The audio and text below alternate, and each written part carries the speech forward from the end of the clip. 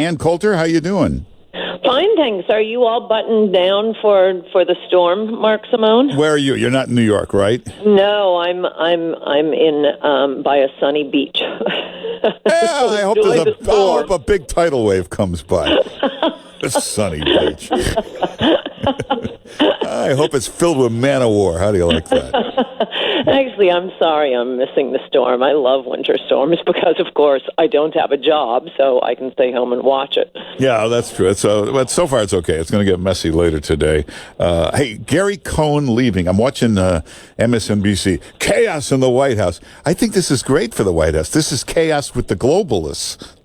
Of course. I mean, unfortunately, it reminds me of one of the things I'm mad at your president for, which is hiring all these Goldman Sachs people to begin with. I described this actually on a segment on Hannity, but he cut it, so I had to put it in a column. Gary Cohn was the man, one of probably the top 5 most responsible for the housing crash that destroyed the economy.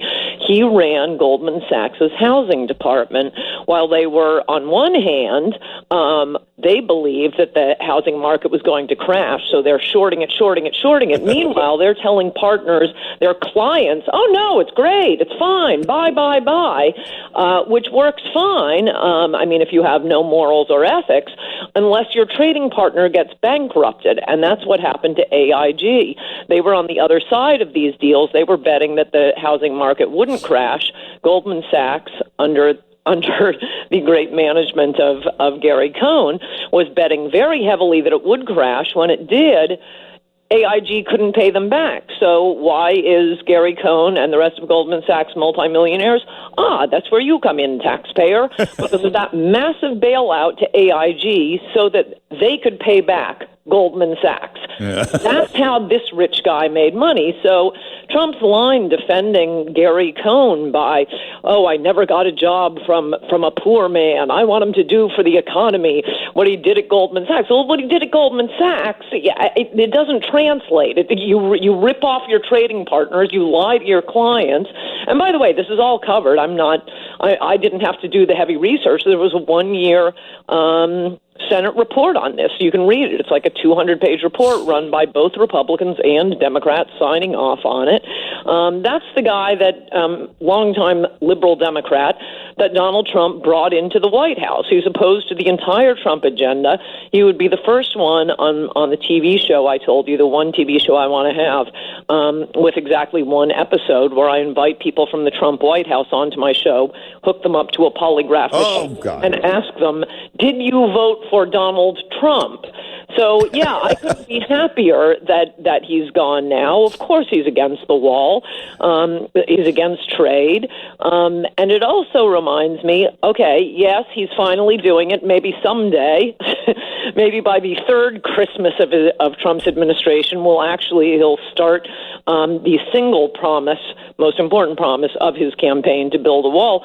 But his the three crucial issues to Donald Trump, which is why it doesn't matter what he does, it doesn't matter any of the allegations, it doesn't matter the divorces, affairs, the alleged but not true, P-word grabbing, none of that matters because for the first time, well, I guess ever, voters were allowed to vote for a set of issues that neither the Republican Party nor the Democratic Party would offer them. And the 3 issues are immigration, deport illegals and build a wall, immigration, trade, stop shipping jobs abroad, and no more pointless wars. Well, it was 420 days into the Trump administration before he began to fulfill any one of those promises. Well, he got the tax plan done, and listen. That was not a promise. Well, but every Republican offers that. That's the same as Jeb exclamation point. What happened to Jeb exclamation point? He got 2 electoral votes. This wasn't about tax cuts. It wasn't about moving the embassy to Jerusalem or wherever.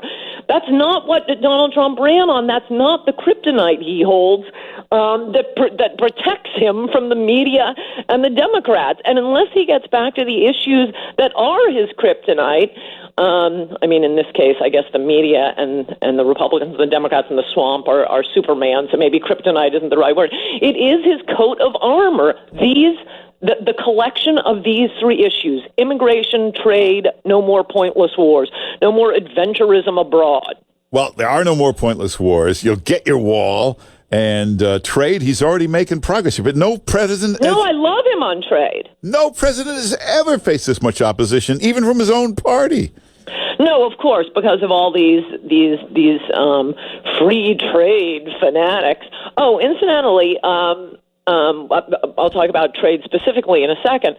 But the last candidate for office who came close to this collection of issues, which I keep saying, I think the voters understand this. If only we could get Trump to understand Trumpism, was Ross Perot.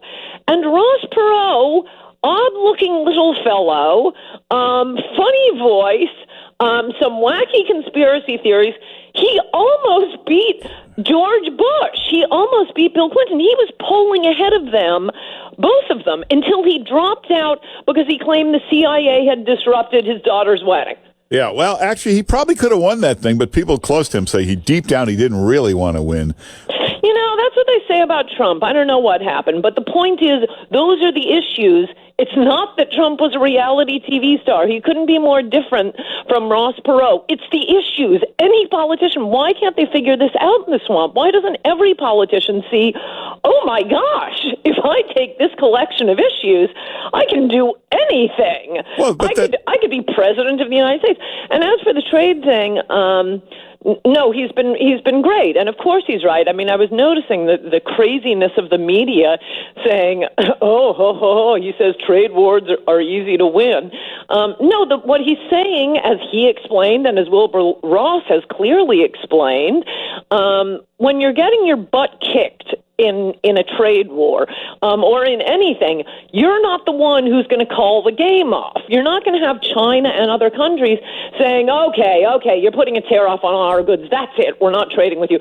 It would be as if you're in the ninth inning of a baseball game and you're the team that's 20 runs ahead. It starts to rain. Are you going to say, okay, that's it, let's call this game for rain? Yeah. So. No. You start buying American goods. You stop making it difficult for Americans to sell their goods abroad. And no, I think this is really fantastic. I also really, really liked Wilbur Ross's point. That was very clever of him, holding up the Campbell soup can, because the claim by the free trade absolutists it'll increase the price of steel, and that will hurt all these other industries. Prices will go up, the economy will collapse. And he holds up the Campbell soup can and says, this costs $1.99. The amount of steel in this can costs 3 cents. Yeah. So it's not going to bankrupt the economy. The increase will be a third of a penny. Yeah, and I think it's also worth pointing out here, this is finally the first policy. Of course, Gary Cohn resigns over this. Who makes money off rotten trade deals that destroy jobs for ordinary working-class Americans? Wall Street does, because they get to formulate all the trade agreements and appear before the trade councils. And they have lots of busy work because they don't produce anything except money. Well, Ann Coulter, I hate to say we're out of time, but if you want to read a great book, get In Trump We Trust, and get her book, Adios America. And when is the new column comes out tonight, right? It comes out tonight, another Boffo column, and you can also go home in the snow and read Adios America. Well, good day to stay home from work. Yeah, actually, just go to AnnCoulter.com. You can get everything there. Oh, and follow Ann Coulter on Twitter. And thanks for being with us. Good to talk to you, Mark Simone. Bye-bye. Take care. We will make America great again.